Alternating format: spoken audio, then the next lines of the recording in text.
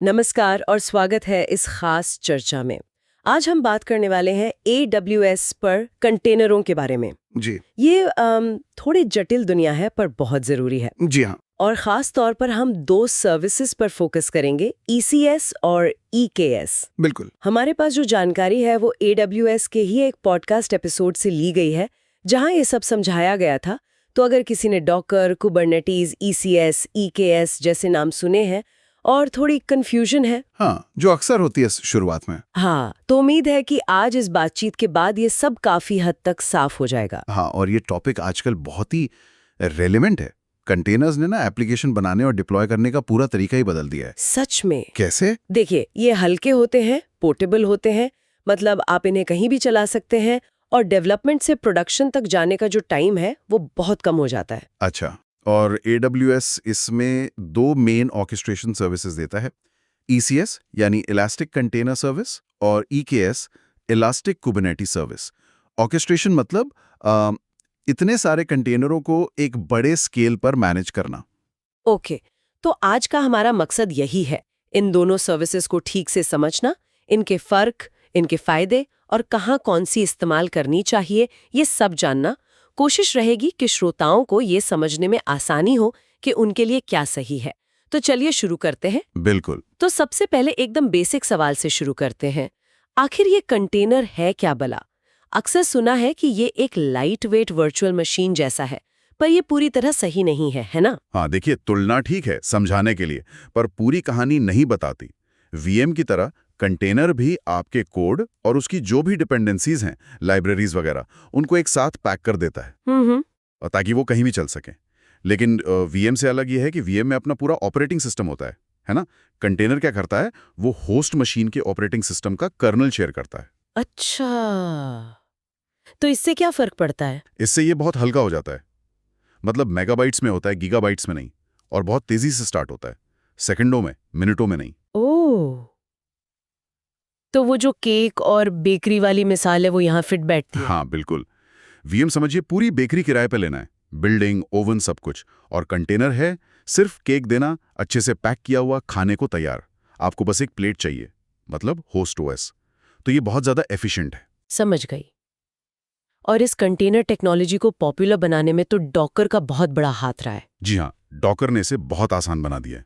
लेकिन जब आपके पास मान लीजिए सैकड़ों या हजारों ऐसे केक हो, मतलब कंटेनर हो, तो उनको मैनेज करना, उनकी हेल्थ देखना, जरूरत पड़ने पर कम ज्यादा करना, ये सब हाथ से तो नहीं हो सकता।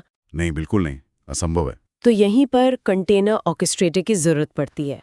और AWS में हमारे पास दो मेन खिलाड़ी हैं, ECS और EKS। सही कहा। अब ECS की बात करते हैं, यानी इलास्टिक कंटेनर सर्विस। इसको समझने का सबसे आसान तरीका है कि ये कंटेनर ऑर्केस्ट्रेशन का AWS का अपना देशी तरीका है। मतलब ये AWS ने बनाया है AWS के लिए। देशी या नेटिव होने का प्रैक्टिकल मतलब क्या है?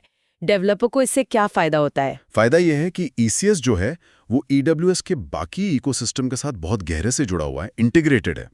जैसे आपको IAM रूल्स जोड़ने हैं कंटेनर टास्क के साथ, या क्लाउड वॉच से लॉगिंग और मॉनिटरिंग करनी है, या एप्लीकेशन लोड बैलेंसर से सर्विस बाहर दिखानी है।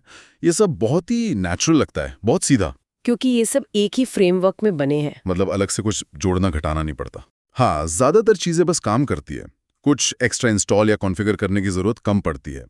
अगर कोई टीम पहले से AWS बहुत ज्यादा यूज कर रही है तो उनके लिए ECS अपनाना अक्सर आसान लगता है। ठीक है। और हमने सुना है कि ECS में कंटेनर चलाने के दो तरीके होते हैं, EC2 और फारगेट। ये क्या है? हाँ, ये एक बहुत जरूरी पॉइंट है। ECS दो लॉन्च टाइप देता है। पहला है EC2 लॉन्च टाइप। इसमें क्या होता है, आप EC2 इंस्टेंस, मतलब वर्चुअल सर्वर, का एक क्लस्टर बनाते हैं और मैनेज करते हैं। ECS फिर आपके कंटेनरों को इन इंस्टेंस पर डालता है। ओके, मतलब सर्वर हम मैनेज कर रहे हैं? जी, यहाँ आपका कंट्रोल ज्यादा होता है। आप चुन सकते हैं कौन सा इंस्टेंस लेना है। आप OS पैचिंग, सिक्योरिटी, इन सब के लिए जिम्मेदार होते हैं। और दूसरा? फारगेट। दूसरा है फारगेट लॉन्च टाइप। ये सर्वरलेस तरीका है। आप बस अपने कंटेनर की परिभाषा बताते हैं, कितना CPU चाहिए, कितनी मेमोरी चाहिए, और AWS आपके लिए पीछे का सारा इंफ्रास्ट्रक्चर मैनेज करता है। अरे वाह, मतलब EC2 इंस्टेंस की कोई चिंता नहीं? कोई चिंता नहीं, ना उन्हें चुनना, ना पैच करना, ना स्केल करना। आप बस अपना कंटेनर चलाते हैं। तो फारगेट तो सुनने में बहुत ही अच्छा लग रहा है, सर्वर की कोई टेंशन ही नहीं। पर क्या इसमें कोई कमी भी है? मतलब हमेशा फारगेट ही क्यों ना चुने? देखिए, फारगेट सरलता के लिए तो बेहतरीन है, खासकर उन टीमों के लिए जो इंफ्रास्ट्रक्चर पर टाइम नहीं लगाना चाहती। लेकिन हाँ, कुछ ट्रेड ऑफ हो सकते हैं। एक तो EC2 लॉन्च टाइप के मुकाबले फारगेट थोड़ा महंगा पड़ सकता है, खासकर अगर आपके वर्कलोड लगातार और बड़े हैं। अच्छा। दूसरा, EC2 लॉन्च टाइप में आपको नीचे वाले इंस्टेंस पर कंट्रोल ज़्यादा मिलता है, जो कुछ खास कामों के लिए ज़रूरी हो सकता है। जैसे मान लीजिए GPU वाले काम हैं या कोई स्पेशल नेटवर्किंग की ज़रूरत है। फारगेट में कॉन्फ़िगरेशन के ऑप्शन थोड़े लिमिटेड होते हैं। ये दिलचस्प है। तो ECS जो है वो EC2 और फारगेट दोनों पर चल सकता है, ये याद रखना जरूरी है। अब आते हैं AWS की दूसरी पेशकश पर, EKS, इलास्टिक कुबरनेटिक सर्विस। ये क्या है और ECS से कैसे अलग है?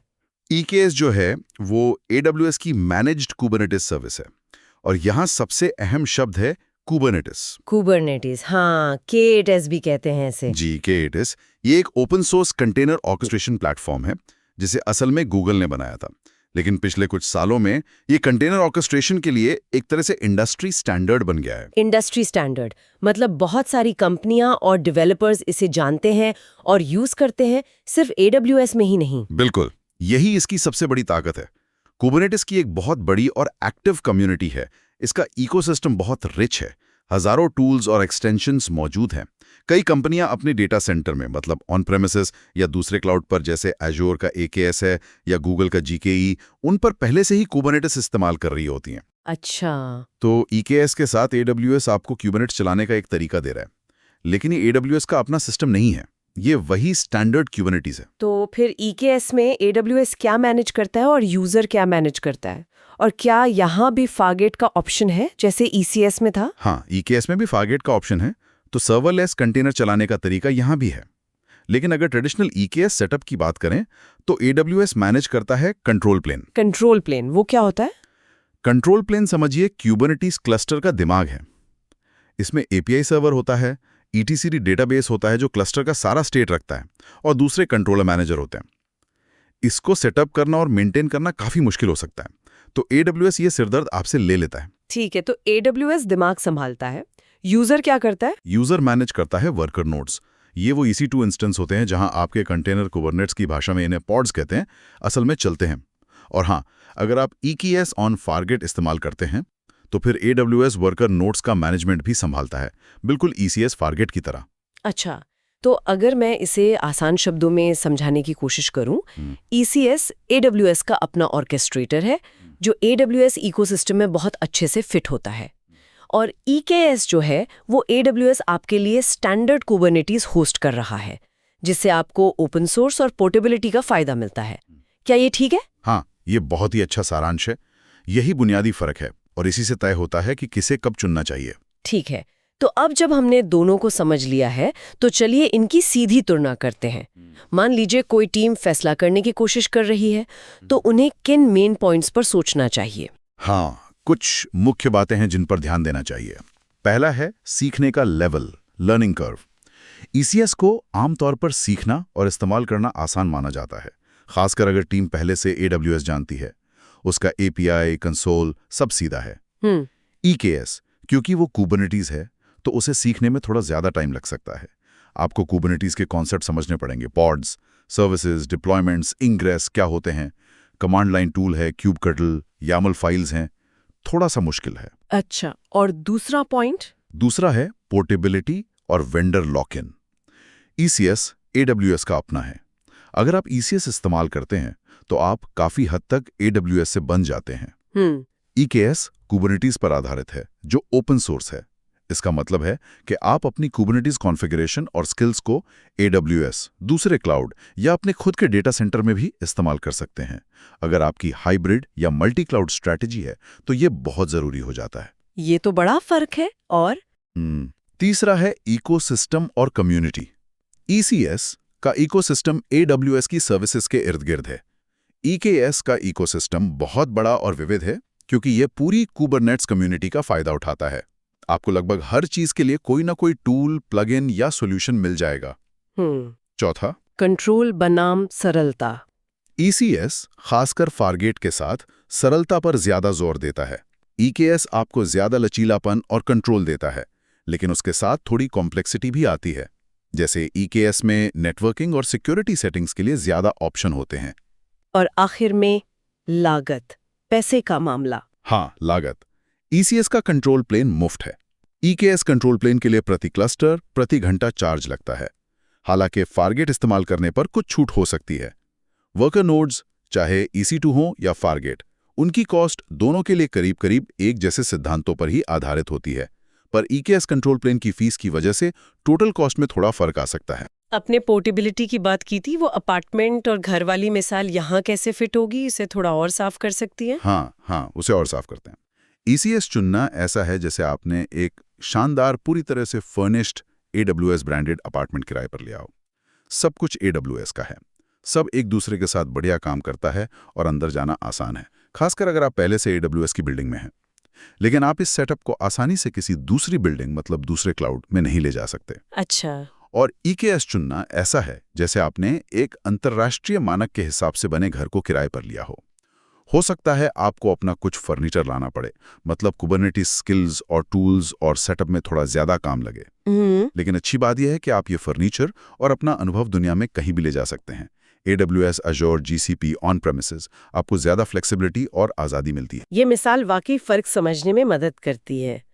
क्या हम कुछ ऐसे उदाहरण देख सकते हैं जो असल दुनिया जैसे हों, कि कोई टीम ECS या EKS क्यों चुनेगी? हाँ, बिल्कुल। मान लीजिए एक नया स्टार्टअप है, उन्हें तेजी से प्रोडक्ट बनाना है और वो पूरी तरह से AWS पर ही काम कर रहे हैं। शायद उनके पास पहले से कुबरनेटिस का कोई अनुभव नहीं है। उनके लिए ECS प्लस फारगेट बहुत अच्छा ऑप्शन हो सकता है। वो इंफ्रास्ट्रक्चर की चिंता किए बिना तेजी से अपने कंटेनर डिप्लॉय कर सकते हैं और AWS सर्विसेज के साथ आसानी से जुड़ सकते हैं। उनके लिए सिंप्लिसिटी और स्पीड सबसे जरूरी है। ठीक है। और दूसरी तरफ मान लीजिए एक बहुत बड़ी कंपनी है, एंटरप्राइज। उनकी एक अनुभवी डेवऑप्स टीम है और वो पहले से ही अपने डेटा सेंटर में कुबरनेटिस क्लस्टर चला रहे हैं। अब वो क्लाउड पर जाना चाहते हैं या हाइब्रिड तरीका अपनाना चाहते हैं, उनके लिए क्या बेहतर होगा? इस केस में EKS लगभग पक्का ही बेहतर चॉइस होगा। वो अपनी मौजूदा कुबरनेट्स की जानकारी, स्किल्स और टूल्स का फायदा उठा सकते हैं। उन्हें अपनी एप्लीकेशन को नए सिरे से बनाने की जरूरत नहीं पड़ेगी। सही। EKS उन्हें ऑन प्रेमिसेस और AWS के बीच या यहां तक कि अलग-अलग क्लाउड प्रोवाइडर्स के बीच भी वर्कलोड मूव करने की सुविधा देगा। इससे वेंडर लॉक-इन का खतरा कम हो जाता है। उनके लिए कंसिस्टेंसी, स्टैंडर्डाइजेशन और फ्लेक्सिबिलिटी ज्यादा जरूरी है। और क्या कोई बीच का रास्ता भी है? मान लीजिए कोई मीडियम साइज की कंपनी है, AWS इस्तेमाल करती है पर कॉस्ट को लेकर भी सेंसिटिव है और कुछ खास केट्स फीचर भी चाहिए। हाँ, ऐसे भी कई सिनारियोज होते हैं। हो सकता है वो अपने मेन स्टेबल वर्कलोड के लिए ECS और EC2 इस्तेमाल करें ताकि कॉस्ट कम रख सकें, जैसे रिजर्व्ड इंस्टेंसेस या स्पॉट इंस्टेंसेस का इस्तेमाल करके। लेकिन हो सकता है उनके पास एक दो माइक्रो सर्विस हों जिन्हें किसी खास कुबरनेट्स ऑपरेटर या सर्विस मैश जैसे Istio की जरूरत हो। उसके लिए वो छोटा EKS क्लस्टर चला सकते हैं। AWS का लचीलापन आपको इन सर्विसेज को मिक्स एंड मैच करने की इजाजत देता है। एक और बात जो हमने कही थी, फारगेट, ये दोनों के साथ काम करता है। तो क्या ECS फारगेट और EKS फारगेट के यूजर एक्सपीरियंस में कोई फर्क है? देखिए, मूल कॉन्सेप्ट तो वही है। आप सर्वर मैनेज नहीं करते, लेकिन उसे कॉन्फ़िगर और मैनेज करने का तरीका थोड़ा अलग है, क्योंकि एक ECS के API से चलता है और दूसरा Kubernetes API से, मतलब kubectl, YAML वगैरह। अच्छा। EKS फारगेट के साथ भी आपको Kubernetes के कॉन्सेप्ट समझने होंगे, जैसे फारगेट प्रोफाइल बनाना पड़ता है ये बताने के लिए कि कौन से पॉड्स फारगेट पे चलेंगे। ECS फारगेट शायद थोड़ा ज़्यादा सीधा लगे अगर आप पहले से ECS इस्तेमाल कर रहे हैं। परफॉर्मेंस और क्षमताएं काफ़ी मिलती जुलती हैं, बस मैनेजमेंट इंटरफेस अलग है। इस चर्चा से ज़रूर याद रखें। तो वो क्या होंगी? मेरे ख्याल से सबसे ज़रूरी बातें ये हैं, ECS AWS का अपना सोल्यूशन है, ये सिंपल है, AWS के साथ टाइटली इंटीग्रेटेड है और AWS सेंट्रिक टीमों के लिए बढ़िया है। EKS स्टैंडर्ड कुबरनेटिस है, ये पोर्टेबल है, फ्लेक्सिबल है, इसका इकोसिस्टम बहुत बड़ा है और उन टीमों के लिए बेस्ट है जिन्हें कुबरनेटिस की ज़रूरत है या मल्टी क्लाउड स्ट्रैटेजी चाहिए। दोनों फारगेट को सपोर्ट करते हैं। सर्वरलेस कंटेनर चलाने का ऑप्शन दोनों में है, जिससे इंफ्रास्ट्रक्चर मैनेजमेंट का बोझ कम होता है। और सबसे जरूरी, फैसला आपकी टीम की एक्सपर्टीज, पोर्टेबिलिटी की जरूरत और ओवरऑल क्लाउड स्ट्रैटेजी पर निर्भर करता है। कोई एक सबसे अच्छा जवाब नहीं है, बस आपकी सिचुएशन के लिए सही जवाब है। हाँ, और ये भी याद रखना जरूरी है कि एक सर्विस है जो दोनों के साथ काम करती है, ECR यानी इलास्टिक कंटेनर रजिस्ट्री। ये वो जगह है जहां आप अपने डॉकर इमेज कंटेनर का ब्लूप्रिंट स्टोर करते हैं। ECS और EKS दोनों ही कंटेनर चलाने के लिए यहीं से इमेज लेते हैं। तो आपकी इमेज रजिस्ट्री की चॉइस आपकी ऑर्केस्ट्रेटर की चॉइस से इंडिपेंडेंट है। सही कहा। ECR दोनों के लिए कॉमन बिल्डिंग ब्लॉक है। तो ये थी हमारी AWS पर ECS बनाम EKS की गहरी पड़ताल। ये साफ है कि कंटेनर आजकल एप्लीकेशन डेवलपमेंट और डेवऑप्स का एक अहम हिस्सा बन गए हैं और AWS इन कामों के लिए बहुत शक्तिशाली और लचीले विकल्प देता है। जी हाँ, और ये जानना भी जरूरी है कि AWS दोनों ही सर्विसेज में लगातार इन्वेस्ट कर रहा है, नए फीचर ला रहा है, उन्हें बेहतर बना रहा है। तो चुनाव करते वक्त मौजूदा क्षमताओं के साथ साथ भविष्य के रोड मैप को भी देखना फायदेमंद हो सकता है। आखिरकार AWS का लक्ष्य आपको अपनी जरूरत के हिसाब से सबसे अच्छा टूल चुनने की आजादी देना है। और अब जब हम इस चर्चा को खत्म कर रहे हैं, तो श्रोताओं के लिए सोचने को एक आखिरी विचार छोड़ते हैं। ये हमारी चर्चा पर ही आधारित है, पर थोड़ा आगे देखता है। आज हमने ECS और EKS के बीच फर्क और उनकी क्षमताएं समझी, जो आज कंटेनर ऑर्केस्ट्रेशन के मेन ऑप्शन है। लेकिन टेक्नोलॉजी तो लगातार बदल रही है। ये सोचना दिलचस्प है कि कंटेनर ऑर्केस्ट्रेशन का भविष्य इन स्थापित सेवाओं से आगे कैसे विकसित हो सकता है। क्या सर्वरलेस कंप्यूटिंग का और विकास या एज कंप्यूटिंग की बढ़ती मांग ऑर्केस्ट्रेशन के लिए बिल्कुल नए मॉडल या हाइब्रिड तरीके लाएगी, जो आज के ECS और EKS की सीमाओं से भी परे हो? ये भविष्य कैसा दिख सकता है?